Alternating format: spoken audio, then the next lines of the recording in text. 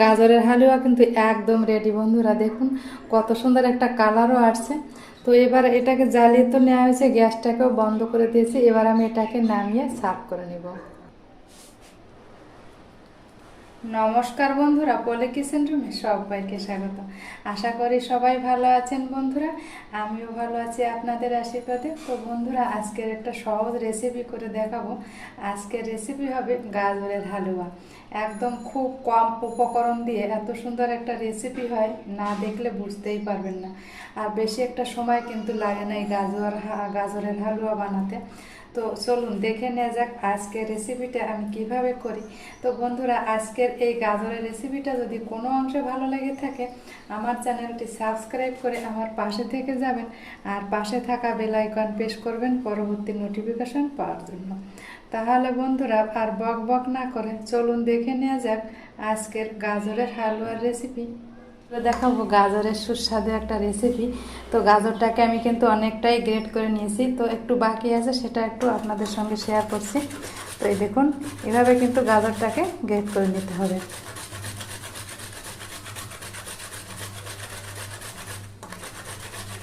তো আমি এখান থেকে আর দেবো না বন্ধুরা।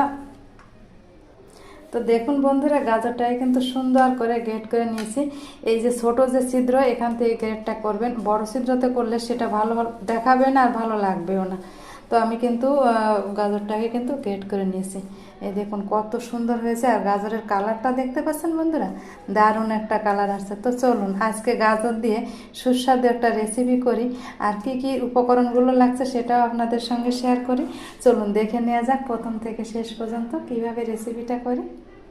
তো এখানে একটা হাঁড়ি নিয়েছি, হাঁড়িতে দুধটা জ্বালিয়ে নেবো। এখানে দেখুন 500 গ্রাম দুধ নিয়েছি। তো দুধটা কিন্তু আমার আগে জ্বালিয়ে নিতে হবে। কোনো রকম কাঁচা দুধ দিয়ে কিন্তু এই রেসিপিটা করতে যাবেন না। আমি কিন্তু এই প্রথমে এই দুধটা দিয়ে তারপরে এটাকে একটু জ্বালিয়ে নেব। তো দুধের সামান্য একটু জল দিতে হবে। একটু জল দিয়ে দিচ্ছি। দেখুন অল্প পরিমাণ জল দিয়ে দুধের বয়ামটা কিন্তু দিয়ে দিচ্ছি। এটা কিন্তু একদম খাঁটি গরুর দুধ। তো দুধটা দিয়ে এবার আমি গ্যাসের উনুনটা একটু ধরিয়ে দেবো। তো আঁচটাকে একটু বাড়িয়ে দিলাম, হাই হিটে একটু দুধটাকে কিন্তু জ্বালিয়ে নিতে হবে। আমি 5 থেকে 6 মিনিটের মতন দুধটাকে কিন্তু বেশ একটু এভাবে নেড়ে চেড়ে জ্বালিয়ে নিব। এই দেখুন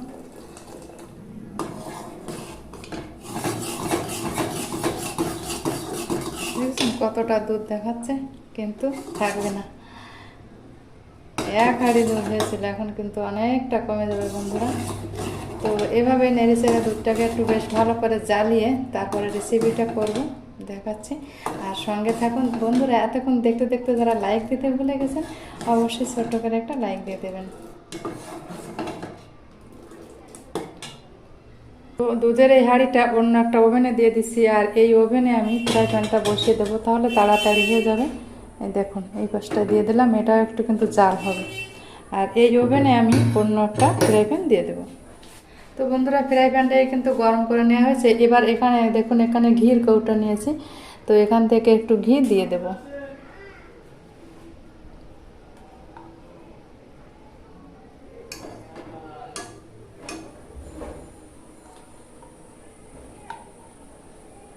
তো এই দেখুন 1 চামচের মতন ঘিটা দিয়ে দিলাম।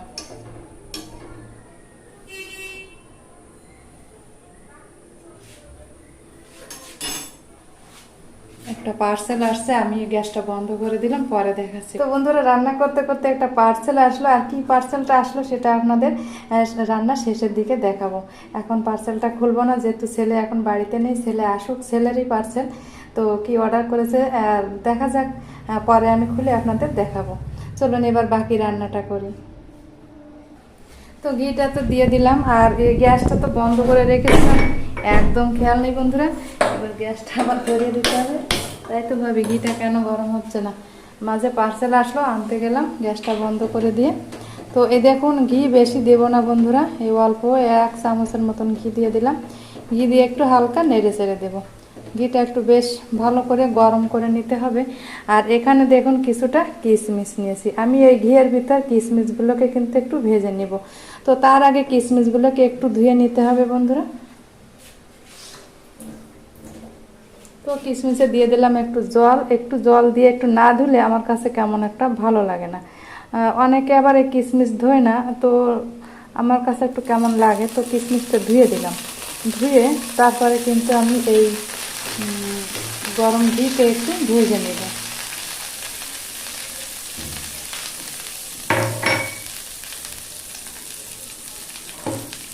তো কিশমিশটাকে কিন্তু ভেজে নেওয়া হয়েছে, দেখুন ফুলে কত বড় হয়ে গেছে। এবার কিশমিশটাকে কিন্তু আমি একটা বাটিতে নামিয়ে নিচ্ছি। তো এই দেখুন কত বড় বড় কিশমিশগুলো হয়ে গেছে। এবার আঁচটাকে একদম লো ফ্লেমে রাখবো। লো ফ্লেমে রেখে এবার আমি এই ঘিয়ের ভিতর এখানে যে আমি গাজরটাকে গ্রেট করে রেখেছিলাম, দেখুন গাজরটাকে এবার দিয়ে দেবো। ঘিয়ের ভিতর দিয়ে বেশ নেড়ে ছেড়ে গাজরটাকেও কিন্তু ঘি দিয়ে একটু ভেজে নিতে হবে।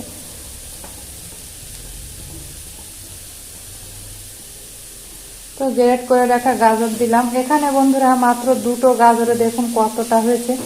আপনাদের যদি এর থেকে বেশি দিতে মনে হয় তাহলে দিতেও পারেন, আমি কিন্তু দুটো গাজরই রেখেছিলাম। তো গাজরটাকে কিন্তু আগে অবশ্যই ধুয়ে নিতে হবে, ভালো করে ধুয়ে গাজরের এই খোসাটা ছাড়িয়ে তারপরে কিন্তু গ্রেট করতে হবে। গ্রেট করার পরে কিন্তু আর গাজরটা জল দেওয়া যাবে না, কোনো মতেই ধোয়া লাগবে না, আগে ধুলেই হয়ে যাবে। তো গাজরটাকে এবার একটু নেড়ে চেড়ে ভেজে নেব।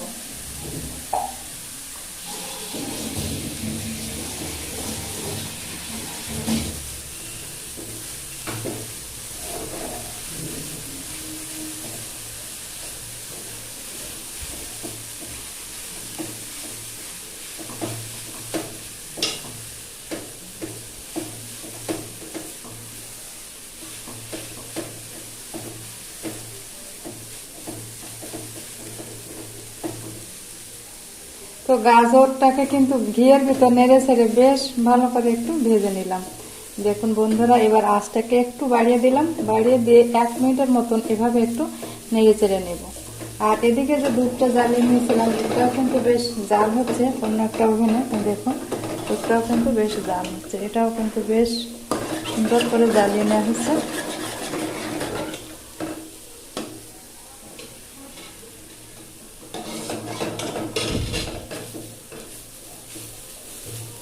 এবারে আমি এই গাজরের ভিতর অল্প অল্প করে দুধ, দেখুন অল্প অল্প করে দুধ দিয়ে দিচ্ছি। দুধ দিয়ে দেবো আর এই খুন্তি দিয়ে একটু নেড়েছে।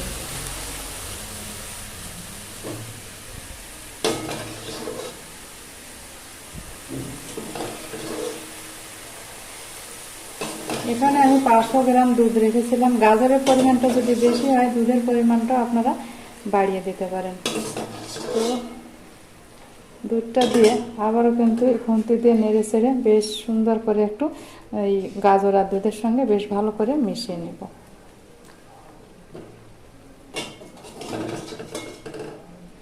দুটো গাজরে 500 গ্রাম দুধ কিন্তু পুরোটা লাগে না বন্ধুরা, একটু কিন্তু রয়েও যাবে। আর চাইলে আপনারা দিতে পারেন পুরোটা, কোনো ব্যাপার না। তো আমি পুরোটা দেবো না, কিছুটা একটু রেখে দেবো।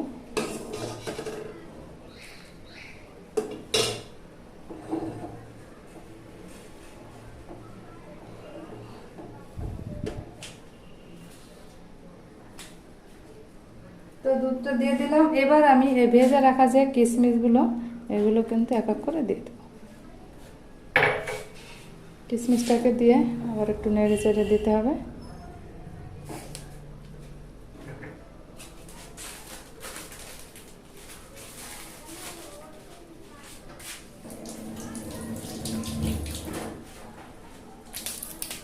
এর ভিতর দিয়ে দিলাম একটা তেজপাতা, মাঝখান থেকে একটু ছিঁড়ে দিলাম। তেজপাতা দিলে বেশ একটা তেজপাতার একটা সুঘ্রাণ আসবে।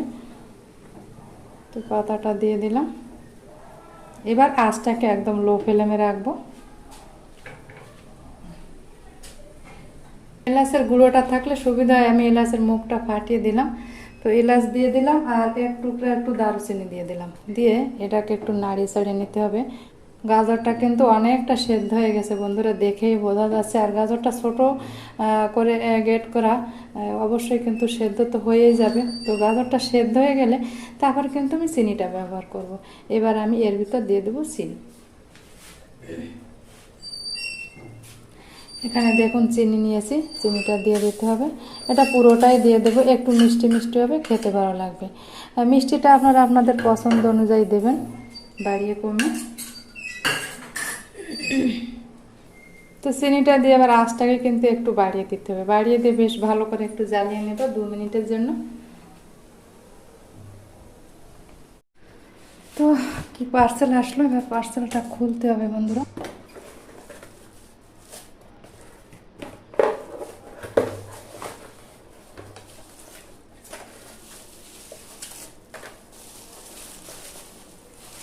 এটা কি দিল?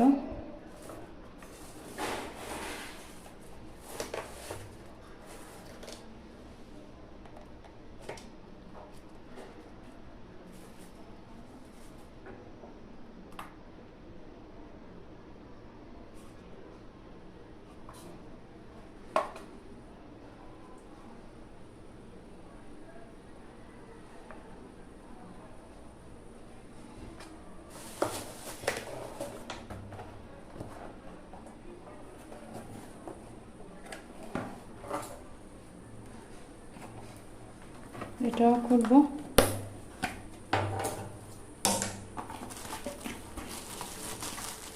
ও, একটা কাজের জিনিস এসে গেছে বন্ধুরা, এই দেখুন।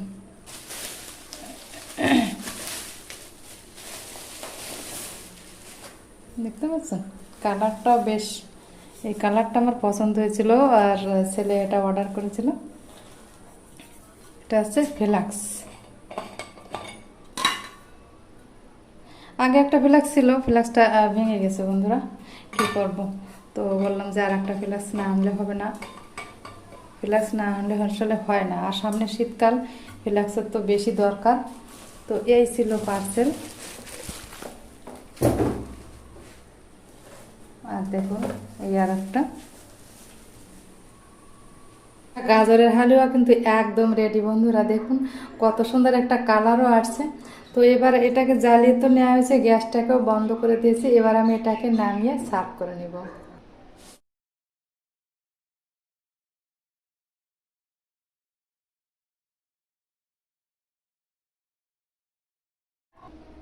তো বন্ধুরা তৈরি হয়ে গেল সুস্বাদু গাজরের হালুয়া রেসিপি। দেখুন বন্ধুরা কত সুন্দর হয়েছে গাজরের হালুয়া রেসিপিটা।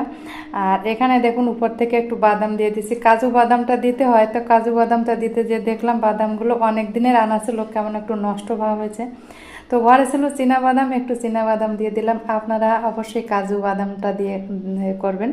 তো উপর থেকে একটু বাদাম ছুঁড়ে দিলে খেতেও কিন্তু বেশ ভালো লাগে বন্ধুরা। তো আপনারা সবাই ভালো থাকবেন, সুস্থ থাকবেন, দেখা হচ্ছে নতুন কোনো রেসিপিতে।